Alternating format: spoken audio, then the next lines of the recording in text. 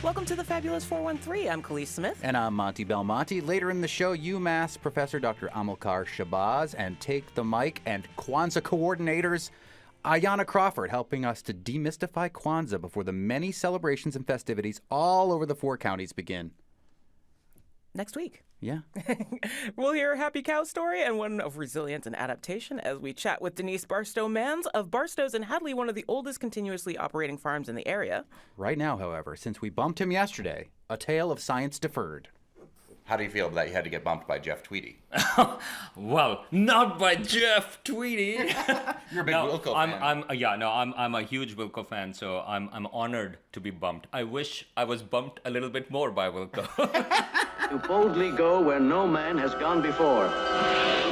Time for our last kitchen table astronomy of 2023 with Hampshire College astronomer Dr. Salman Hamid, Mr. Universe. But time is a human construct and makes no difference to the universe in general, really. So it doesn't matter that this is the last one of the year. However, we're going to do all the last one of the year type stuff where we look back. You want to talk about astronomy, a book, and a movie.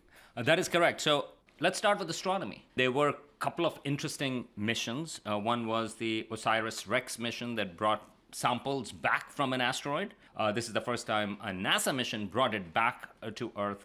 So that was actually amazing technological feat. We actually get meteoroids, for example, that fall from the sky. Well, I mean, from the universe. Yeah. but as they go through our atmosphere, they get modified, they get transformed. But this is they burn up. Because they burn up, and this is where this particular mission comes in, where you are getting a pristine sample. And of course, these asteroids hold clues from about the formation of our solar system, probably sort of like, about organic compounds from which life arose and so on and so forth. So it's actually really interesting. The other one, of course, from the South Asia connection was the big successful landing of the Chandrayaan-3 from Indian spacecraft near the South Pole of the moon. That was an amazing development. And of course, James Webb Space Telescope keeps on giving us great stuff. I think the thing to highlight would be a lot of exoplanet atmospheres. Exoplanets are the planets that are orbiting other stars. One of the big missions of James Webb Space Telescope is to potentially look for signatures of life.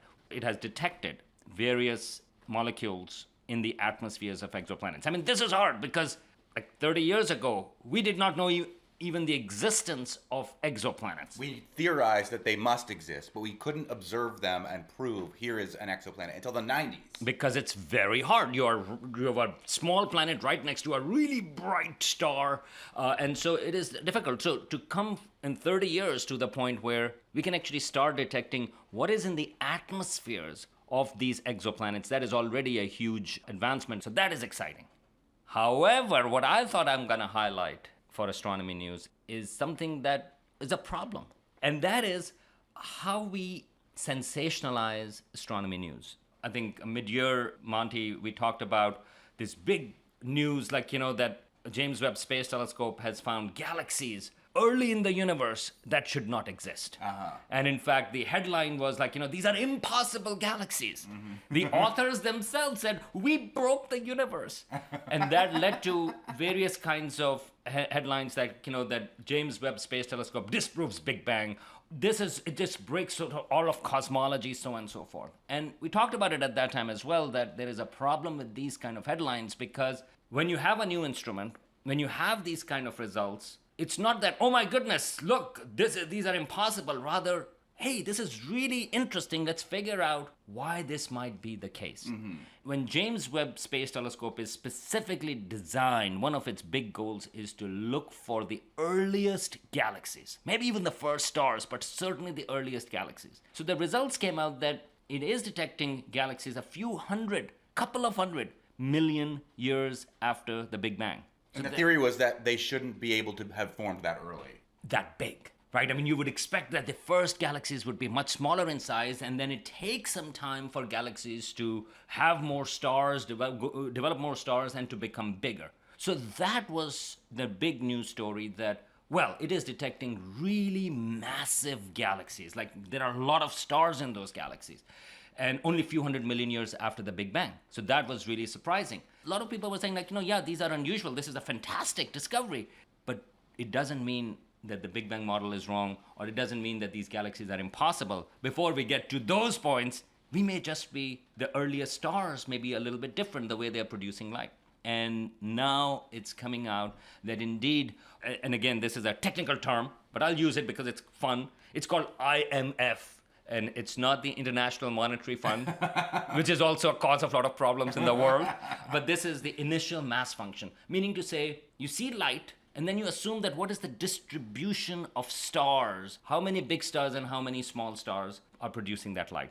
And we assume, because it's much more accurate to measure nearby galaxies than far, far away. So the models that were used for the farthest galaxies, the earliest galaxies in the universe, we were using the models for the nearby universe. And some people had suggested that, well, early in the universe, that may be different. So don't jump to conclusions and say the universe is broken or that the Big Bang is not true. That's really on us, the media, for sensationalizing this. And that's the point that I want to make. We are getting to the point where everything is about grabbing attention. So we talk about attention economy and so you have a TikTok or you have whatever, but that is a problem because scientists themselves, like in that particular case, the scientists themselves made those headlines. You and I have been contacted sometimes about news stories from universities. They say, hey, this is a really big story coming out, and the scientist is available to talk about that. Mm-hmm. But actually, you look at it no, it's an interesting story, but it's not the biggest story. So there is this element of, I would almost say, the corporatization of science and science stories, because there is a system now on how to get to the news. Those galaxies didn't break the universe. The Big Bang was not disproven by these galaxies. So I want to highlight at the end of the year that no, this was the biggest story, but actually people thought it was the biggest story, but it's not. And there is a problem with that. And the same problem goes with claims about UFOs as well. Avi Loeb claimed, that Harvard astronomer, yeah. That from under the ocean, he found some alien technology spherules. It turns out those were industrial pollutants, but he's really good at getting publicity. And he has explicitly said publicity is good because it gets money. That is a problem.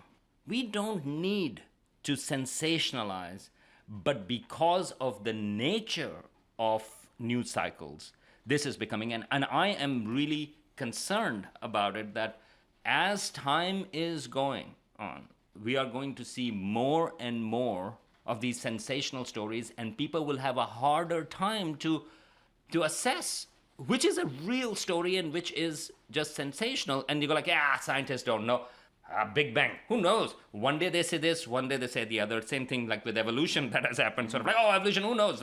People don't know. So I think as scientists, we have to be careful about how we assess things. Well, that ties into Merriam-Webster, our dictionary in Springfield, and our other regular guest's word of the year, which is authentic. People looked up authentic this year over last year much more because they're looking for what's true. One of the runners-up for word of the year was doppelganger, and that brings us to the book portion of your year in review here, the Naomi Klein book, Doppelganger, which is one of the reasons why that word spiked in lookups for Merriam-Webster. I absolutely loved this book. And actually, this is not disconnected from just a conversation we were having. So Doppelganger, that's a book by Naomi Klein, and she wrote about, because she was often mistaken for another Naomi Wolf, who used to be a liberal, but then she became conservative and vaccine denier and so on and so forth. This is a fantastic book. It's a deeper analysis of our culture today. It explains conspiracy theories, for example, that there are people who used to be, that's where Naomi Wolf also comes in, who would be critical, who would be on the left, but then they flipped. The question is why? And that's where the doppelganger part comes in, that they are similar but a bit different. Mm-hmm. So Naomi Klein actually goes a bit deeper into that, and she thinks that in some ways our whole society has also, within the American context, and I think it applies to a certain degree globally as well, but she's talking about the American context, they've become a doppelganger of itself. Mm-hmm. And there are similar elements, but not the same. And that goes with, of course, COVID did not help. A lot of it, her book is focused on COVID. But what I really appreciated was the connection, when I was reading it, to a lot of the UFO stuff as well. And we were just talking about the attention economy. Mm-hmm. And this disaster capitalism comes in, or she calls it sort of like capitalizable conspiracies, meaning to say that you have this anti-vaccine stuff, But by using anti-vaccine stuff, you can be on TikTok, you can be on YouTube, you can have run your for president. own, you can run for president. So what her point is that there is this attention-grabbing aspect, and these conspiracies have become capitalizable. And that connects to the UFO stuff that I was talking about, because indeed, the whole UAP stuff, which you get sort of like, congressional hearings about it. Of course, nothing has happened. Even last Sunday, Ross Douthat, who's, I hope I'm pronouncing his name. I never know how to say that guy's name. Douthat? I don't know. But, he's the more conservative voice in the opinion pages of the Sunday Times. And he's a thoughtful guy. I mean, like, he's I think one of so, those, too. I would disagree with him 80% of the time, but I think you can have a good, interesting conversation with Absolutely. him. Unlike Brett Stevens, I think. But anyway, his thing was like, either put up or shut up. And he was talking about the UFO claims about it, because now it shows up in the Senate hearings. Right. It showed up in the congressional hearings. The Senate's mad at the House for not allowing this information to be revealed. But And so I'm deeply skeptical about it, because if that was the case, the world would be very different than it is now. But this is where Doppelganger, the book, talks about that our culture right now, because it's so embedded in the attention aspects, that these conspiracies themselves, actually, they make a lot of money. She talks about that sometimes, there is an element of truth. What, for example, anti-COVID people were saying. Of course, vaccines work, but there was an element about skepticism, for example, to the pharmaceutical companies.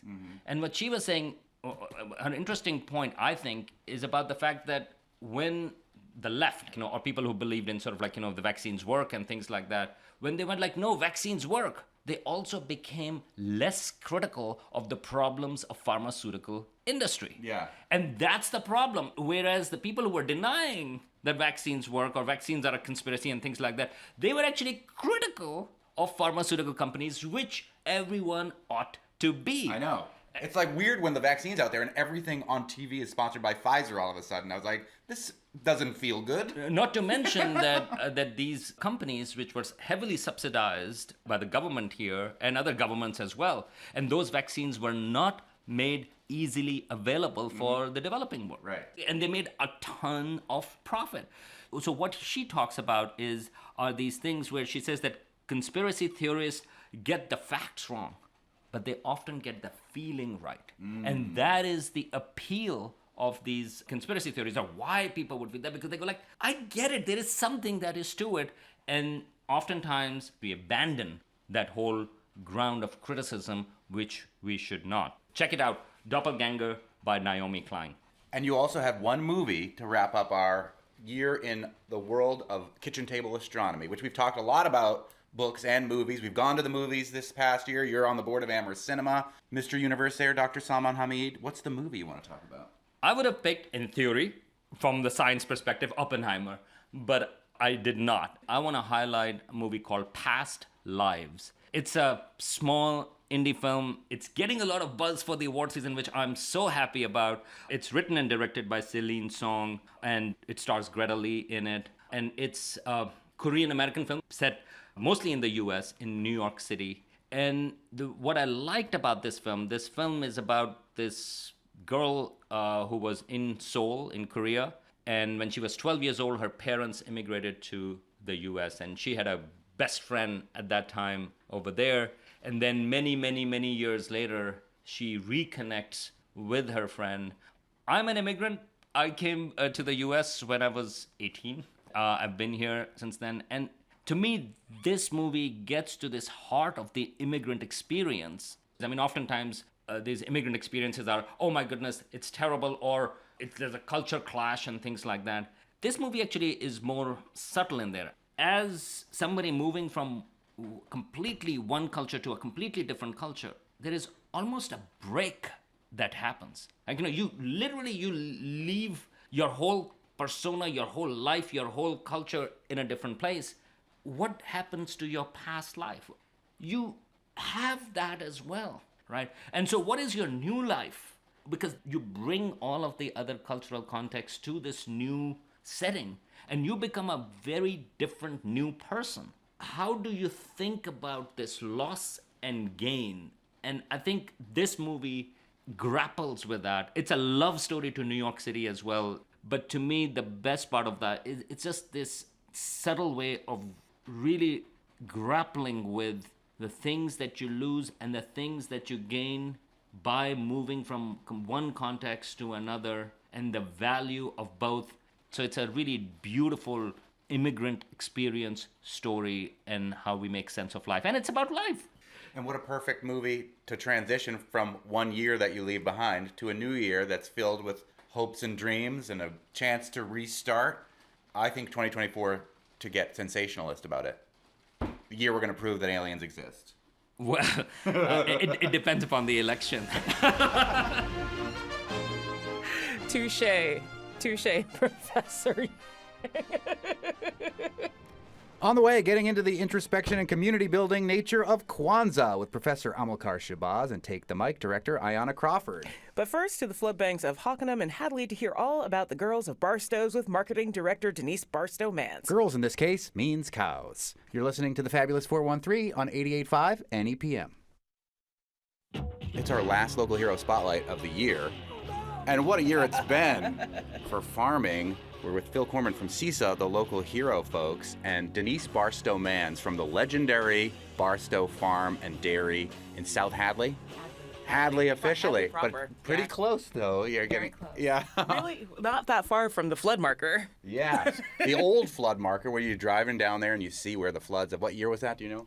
1936 and 1938. We've had a lot of sad dairy cow stories over the course of this last year, but Barstow is still a successful dairy farm story. Thank you. Yes, we're still here. We've been here for 217 years, so we'll keep it going another 200, I hope. Tell us a little bit about the history of the farm. Yeah, so Barstow's Longview Farm was founded by my ancestors in 1806, and our motto is looking forward since 1806, so that's our commitment every day to our herd, our land, our workforce, our community, and our food system.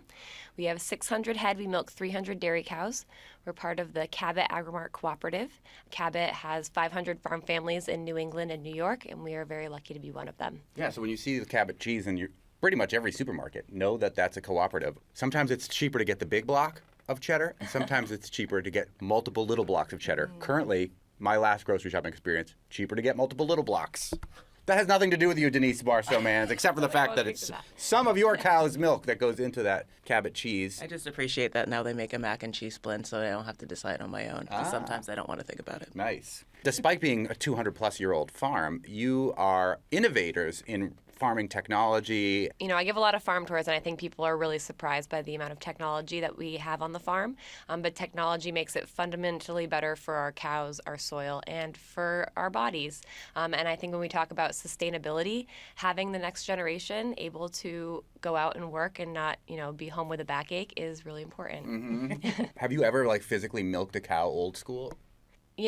No, because when I was born, we had a milking parlor. In 2014, we did bring in robotic milkers. So now our cows milk themselves. They all have a collar on them, so it knows who they are, like an easy pass when they go into the robot. Remembers the last time that she milked, how much milk she's going to give, and it just makes it so they can all be on their own schedules, which means that our animals are more comfortable more of the time, and every dairy farmer in the whole world knows that a comfortable dairy cow is going to give more milk and higher quality milk and probably not show up on the vet bill. So very important to our bottom line and to our animal care to have these robots. Because the robots also track how healthy the cow is too, right? Yeah, there's a lot of components to it. So, it takes their weight, takes their temperature, and then it also is giving them grain based on their last lactation. So it's very focused for each animal, individualized care. And if there is something going on that we should know about, it'll send us a text message, like check in on Henrietta or whoever. How do the cows text with their hooves? I can't even do it with my regular human thumbs. No. We're talking with Denise Barstow Manz from Barstow Farm in Hadley, a big, I don't want to call it ancient, but it's certainly old operation here in the valley, over 200 years. So I think there's two aspects that come to my mind when I think about the farm. One is that, like many businesses that have been trying to be going for over 200 years, Barstow's has had to adapt to continue to be financially sustainable. And then the other part is how much agricultural land it's steward. I'd love to hear you talk about those two things. You know, in the early 2000s, the milk market really crashed on everyone. So we sat down as a family and talked about what we wanted to do to diversify and bring in more revenue streams so that we could continue farming. And so one of those things was opening up Barstow's Dairy Store and Bakery. We opened that up in 2008. And, you know, we kind of opened it to be the front door of our farm, Save the Farm. And it's really become this like time capsule for family recipes and this important gathering place for our community where we can have this ongoing conversation about food. Right now, my cousins are up to their eyeballs in bakery orders for Christmas, for the holidays, and we will still have, you know, extras. So if you forgot to put your order in, we've got pies, we've got cookies, we've got cheesecakes ready to go. You know, it's so great that you're selling local milk that's not your own. Can you just talk a little bit about why some dairies need to process their own milk, and other dairies like yours are very clear that selling wholesale is a much better model for your family? Yeah. On our farm, we don't do our own processing. We sell it all wholesale to the Cabot Creamery Cooperative. And that really works for us because we can just focus on farming, taking care of our girls, and they can focus on moving it around, doing all the marketing, all the processing, bottling. So that's what works for us. And if there was someone in the next generation that really wanted to do their own bottling, then maybe that would be something that we would consider. But every dairy farm is like its own little science project, right? We're all making milk, but we're all doing it a little bit differently. And I think that that makes a really resilient food system, is to have that diversity in all these different farms. How many generations are currently working at Barstow's? We're a 6th and 7th generation owned and operated farm, and the 8th generation is running around getting into trouble. Are there members of like 5 and 4 still kicking around doing some stuff on the farm?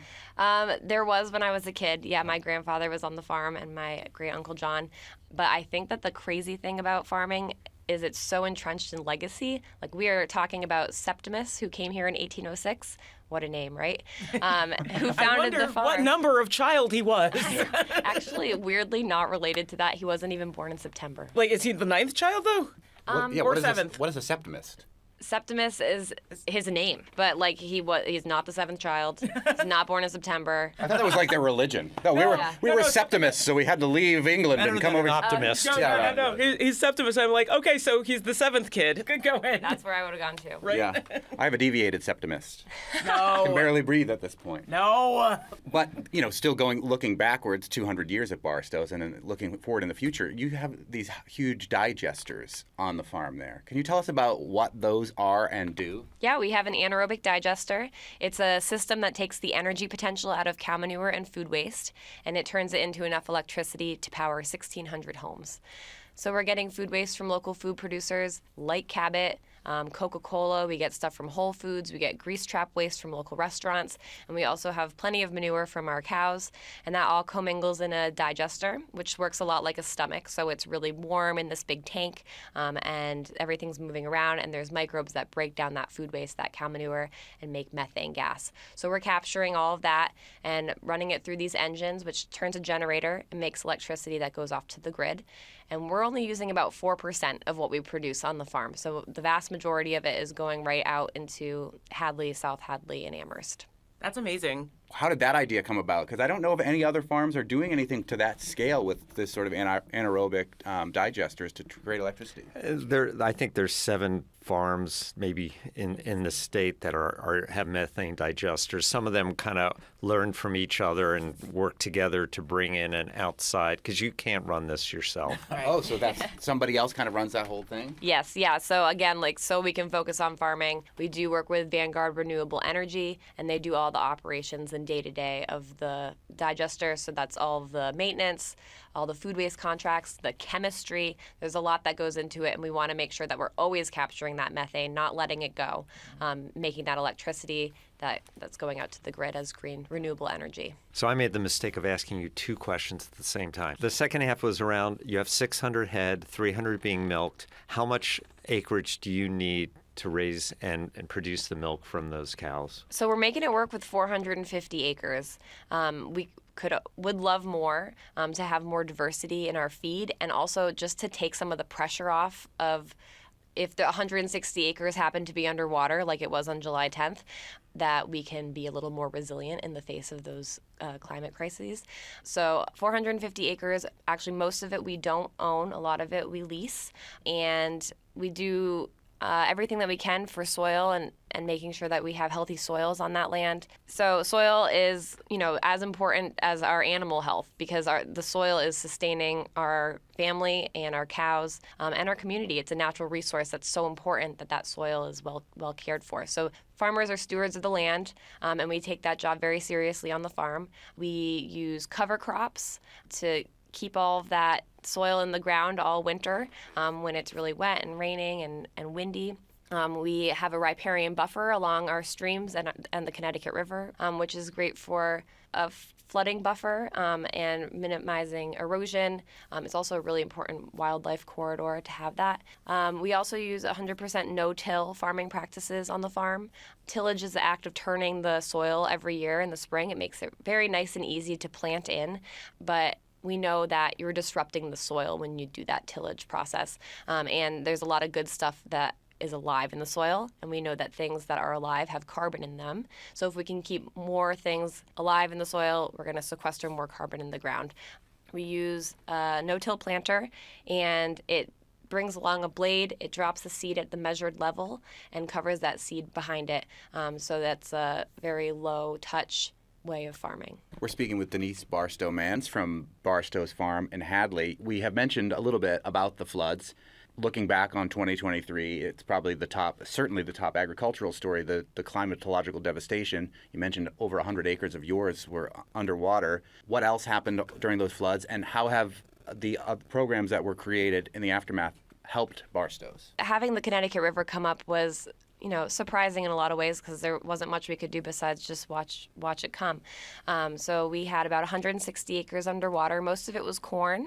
We lost 40 acres outright, so we just cut it down and disposed of it. And then we probably lost an additional 40 acres just to having it be way low quality. So there was rot in there, mycotoxins. It's a plant disease, so that's going to stick around in the soil for crop yields to come, unfortunately. And then because of the rain that followed it, we lost our entire second cutting of hay and almost all of our third cutting of hay, and we usually get 4 or 5 per year. So it was a big loss, and also we weren't alone. So hay prices are very expensive. We had a lot of folks to compete with for pricing. It was a big blow to the farm. It was a tough year for us. So what about the Massachusetts Farm Resiliency Fund? What about the money from the legislature? How much of that has helped you? It has helped, right? So we have no idea how many farms would have had to shut their doors if that kind of opportunity wasn't available. The disaster relief funding, there was the Farm Resiliency Fund, which was made up mostly from philanthropists, which is amazing. We have such a supportive community here in Massachusetts.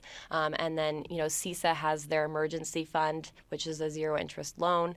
So all of that pooled together is going to make it so that a lot of our local farms can last, which is just so essential to food security. When we talked with Ashley Randall from the Mass Department of Agricultural Resources, she said she didn't know of any farms that were not going to continue from this year to next. So that's really good news. And part of the insanity of farmers. Yeah. Which we kind of rely on in a way for our food to get to our... Kinda. And it's just so important, I think, that while everyone was being so generous, we need to understand that it did not even cover half of the losses that farms experienced. And it means they're entering next year in a tough position with, again, unknown weather going to be happening. So there's been one farmer who has suggested that we support firefighters and police officers. They're just essential municipal roles, and maybe we need to start thinking about how we support farmers, because it seems like that's kind of an essential role, too. Would you say that it's harder because people don't necessarily understand some of the extra steps that especially raising livestock takes? Yeah, I mean, there's a lot of challenges that livestock farmers get to face because we have living, breathing animals that need our attention every day, not just during the growing season. It's every single day. With climate change, heat stress is a really big thing that we're concerned about. And, ahead of those floods, we were looking at some of the hottest days on record. And it was really tough on our farm workers. It's not safe for them. And it's also really tough on the cows. They're 1,500-pound animals.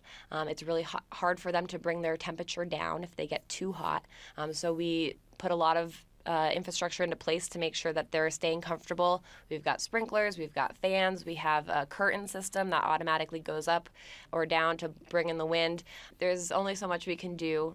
We try to keep everything about our cows' routine consistent. The care, the milking program, the food quality, and also the temperature. But that one is certainly the hardest one to keep the same all the time. So as we were driving in for this interview, you were mentioning, Denise, when we were talking about holidays, and you mentioned that it's really good that your dad can work on Christmas Day so no one else has to. Thanks, Dad!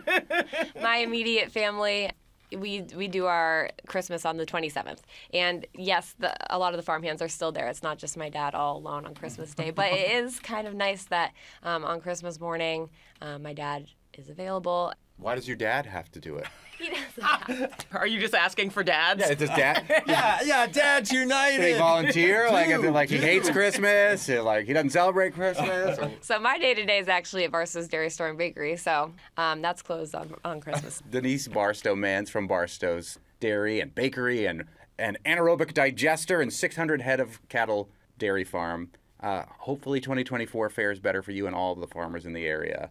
But if not, organizations like CISA, the local hero folks, and the community writ large here in the fabulous 413 are around to try to have your back as best we can. You can find out about all of our local heroes at buylocalfood.org. Shout out to my ex-roommate just there who used to work with you. According to Denise Barstow Manz, this year has brought us remarkably close to meeting and perhaps surpassing the amount of flooding that led to that marker we talked about. And if you're in Hadley and know the specifics of those numbers, drop us a line at the fab413@nepm.org. We are curious and alarmed. Up next, 7 days, 7 principles, and a lot more ways to connect with the self and the community as we learn about Kwanzaa. You're listening to the Fabulous 413 on NEPM.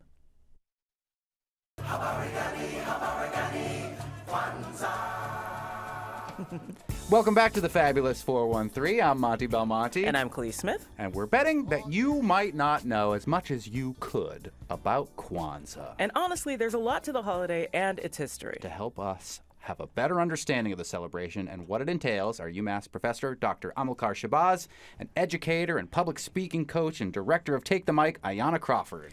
Dr. Amilcar Shabazz is a professor in the W.E.B. Du Bois Department of African American Studies at UMass since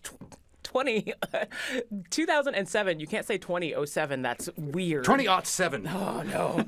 He served as the department's 7th chair twice, and since 2016, he has acted as the department's chair in an interim term. He continues to teach in the department with an emphasis on the political economy of social and cultural movements, education, and public policy. Dr. Shabazz has been a Fulbright senior specialist and has done work in Brazil, Ghana, Japan, Cuba, and other countries.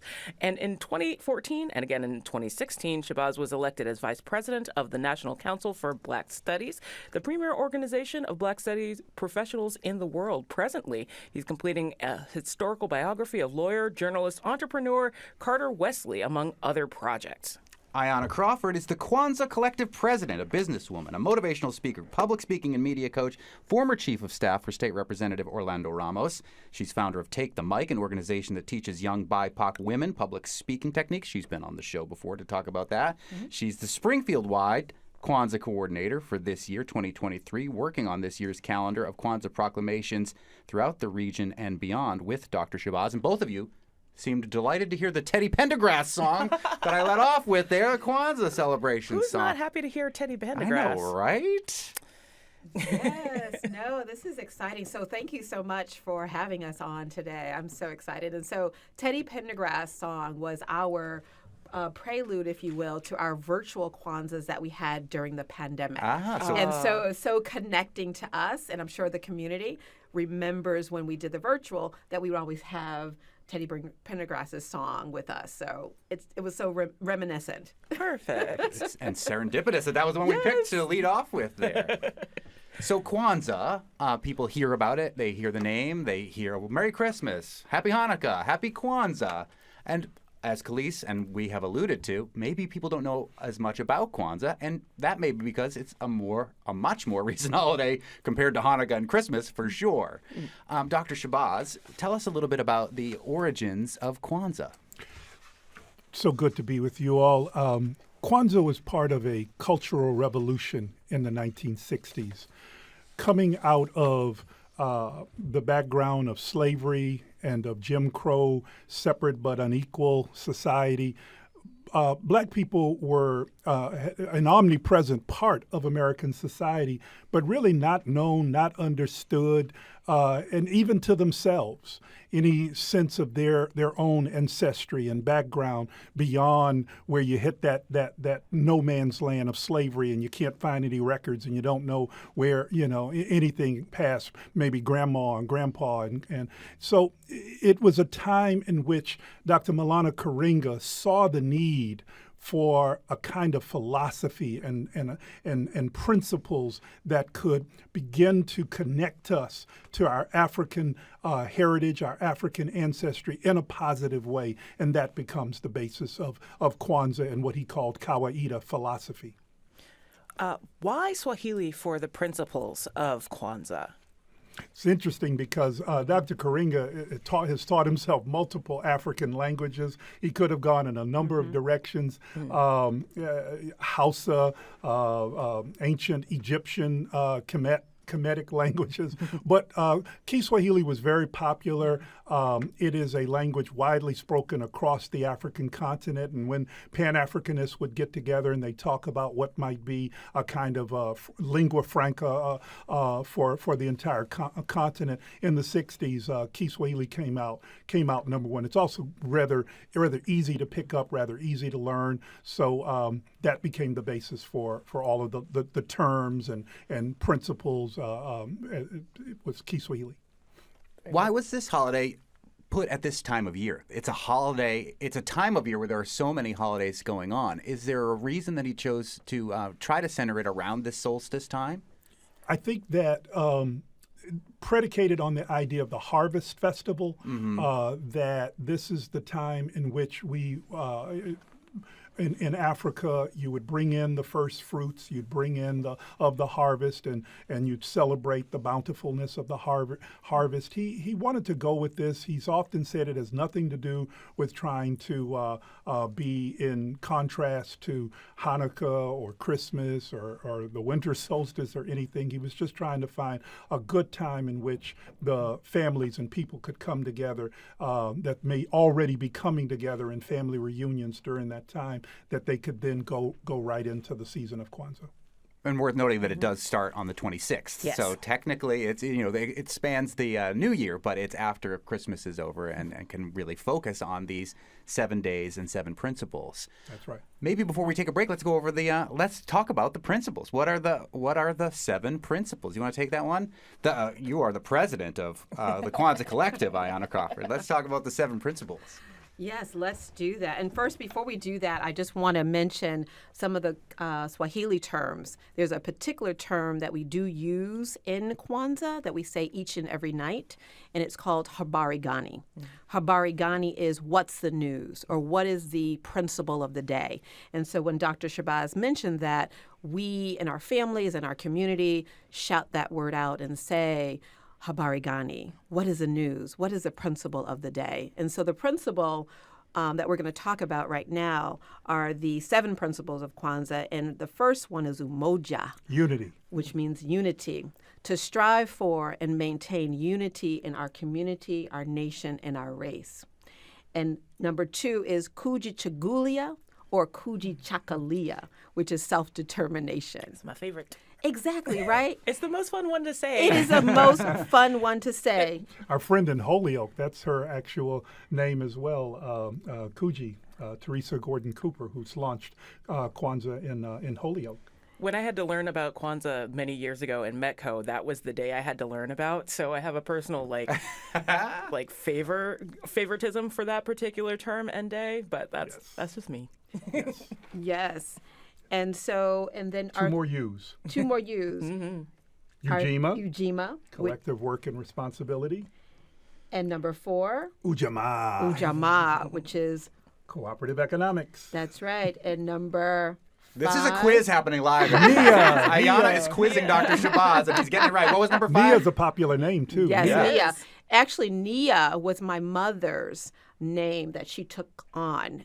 And let me tell you this really story before we go to the next principle, is I celebrated Kwanzaa as a child in my home. And so each and every time that we would do Kwanzaa, she would always make sure that we remembered that Mommy took on the name of Nia, which means purpose. And so that was her name, not only during Kwanzaa, but that was her name she took. And also, I want to make note of, sort of a sidebar, is that I have a sister and a brother. One is named Imani, which is also a principle of Kwanzaa. And my brother, who I don't know if Dr. Shabazz knows this, but he is Kuji Chagulia or Kuji Chakalia. And so can you imagine a kindergartner 40 years ago? My brother's 40. Trying to spell that in kindergarten. And my mother was very clear that you are to teach him how to spell his name, Kuji Chagulia.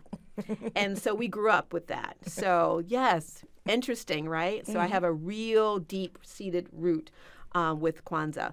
And so After Nia is the one we're going to be celebrating in Amherst. That's Kuumba, or creativity.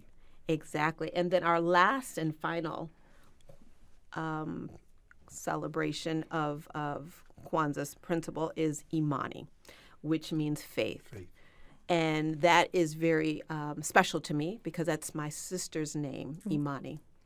And so those are the 7 principles of Kwanzaa. And again, each and every day that we say those principles, we reflect upon the principles, we strive to embody those principles in our everyday life. It's not just during the festive time, but these are daily principles that we want to build upon. We want to help people understand what they are and what they mean. And it really crosses cultural nuances as well. And so these principles are really universal in their regard. So I wanted to share that as well. And what's great is that each of these principles has a different event happening locally here in Western Massachusetts that we will hear about in just a little bit. More on the history and the contemporary celebrations of Kwanzaa with Ayanna Crawford and Dr. Amilcar Shabazz. You're listening to the Fabulous 413 on 88.5 NEPM. Over all of the nations, from the elders we learn so much. Like I'm Welcome back to the Fabulous 413. We're talking about Kwanzaa with Dr. Amilcar Shabazz from the Afro-Am department at Umass Amherst, and Ayanna Crawford, who's the Kwanzaa Collective president. And we just talked about the 7 principles, and we have a day and an occasion, a place for all of these 7 principles that'll be celebrated in and around Western Mass. Do you want to talk about the different locations and this celebration as it continues to expand year after year? Absolutely. And so thank you so much for that. And so we've decided, probably in the last 10 years, to really make a concerted effort to share Kwanzaa with other communities. And so on the first day of Kwanzaa, we will be in Chicopee. We've shared this opportunity with the Chicopee community, with the mayor's office, and they have embraced it. And so we come with our traditions of the libation statement. We come with our traditions of the lighting of the Kanara. We come with our traditions of gifts, bearing gifts of song, of dance, and to really sort of hone in on the historical aspects of Kwanzaa. And so each day we're going to be doing that sort of formality in terms of ceremonial piece. And the mayor will also be proclaiming Kwanzaa Week in his city as well. And so we're super excited. So on the first day, which is Umoja, we will be in Chicopee. 11 a.m. City Hall in Chicopee right there, Yes. the 26th of December. Yes, and then on the 27th, we will be back in our home world here in Springfield, where, you know, Springfield has been such an amazing contributor to Kwanzaa in terms of making sure that it's alive, that it's full of awareness for the city residents. And so we'll be at City Hall with Mayor Dominic Sarno. And that day, we're going to do the same. We're going to be bringing gifts. We're going to be bringing song. We're going to be bringing dance. We're going to have Dr. Shabazz as a keynote speaker. We're going to have poets. We're going to have awards for the community. And we're really going to help people understand, again, that these principles are a daily life and that you can utilize them not only during this historical time in terms of Kwanzaa, but every day. We're also going to have drummers. We have the African drummers that will be coming, a little bit of African dancing as well. And we're going to be in sort of the African traditional garments as well. We're going to wear the geles, we're going to wear the dashikis, we're going to wear those very brilliant, bright colors, myself and Dr. Shabazz and the team.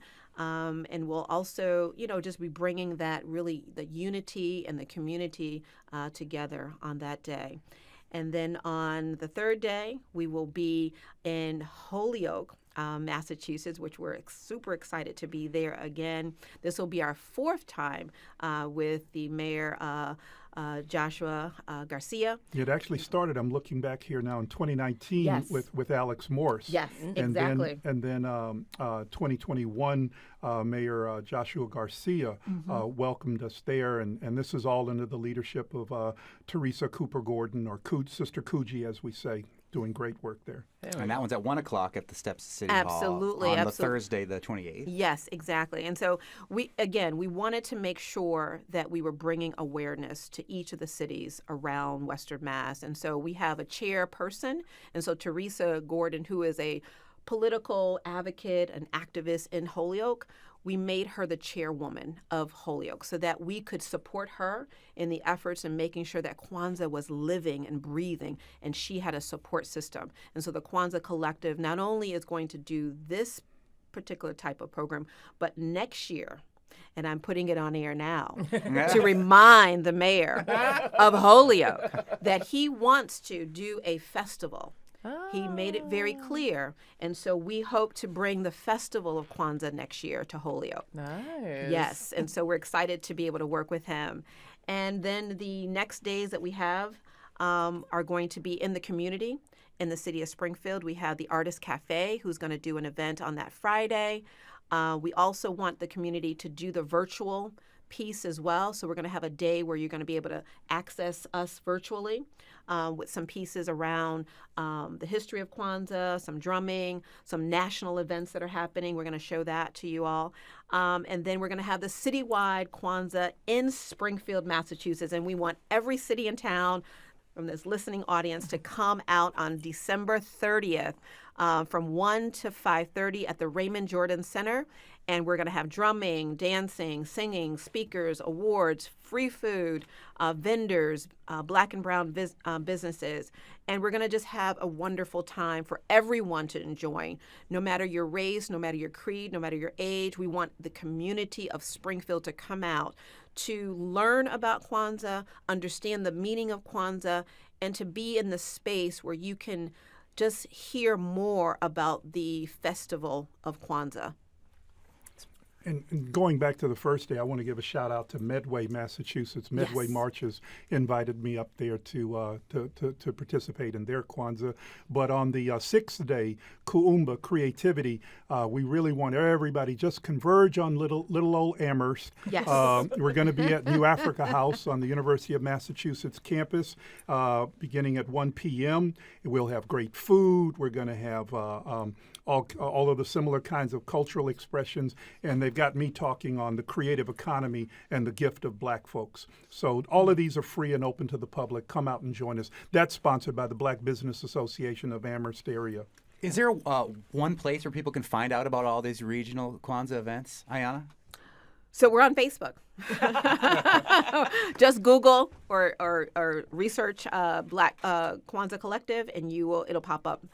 different events that we have up. So you can hashtag us, And Kwanzaa Collective. If you're a part of a community that doesn't yet have a celebration but wants to maybe look into doing it next year because you're kind of out of time this year, but for like next year, planning for the future, is that where they go to connect out. with you? Absolutely, 'Cause come we've out. got Greenfield coming down to Amherst on the 31st. But they're a whole city. They twice can as have their smart. own celebration. They- And they'll launch next year. They certainly can. And we Yeah. actually wanted to reach out to West Springfield too. We did have some conversations with them, but we're going to look to them for next year. But we certainly want to just have an opportunity for each city to do their proclamation, to acknowledge Kwanzaa, so then they can do their own huge event. And we would love to support them as a Kwanzaa Collective, myself, Dr. Shabazz, and our wonderful team, Maria, Teresa, Regine, Meadow. We come so in many Long people. Meadow one day. There we go. Ayanna Crawford, the Kwanzaa Collective president, and Dr. Amilcar Shabazz.